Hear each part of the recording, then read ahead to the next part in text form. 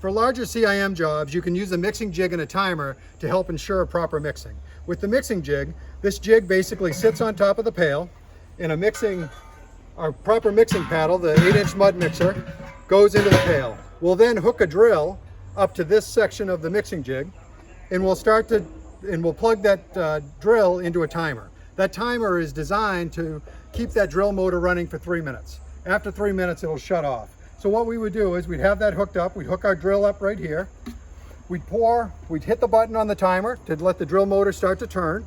The drill motor would start turning, we'd take our activator, we'd pour our activator into the top of this slot, we'd hit the button on the timer again. That's going to ensure that it's going to mix for 3 minutes. Once it's done mixing, you're ready to go. On a job site, if you had a large job with a lot of horizontal area, you could have one person mixing 5 pails at once rather than sitting there holding a drill over the top of the pail for 3 minutes as they're mixing. So it can be much more efficient and fast than doing it each pail individually.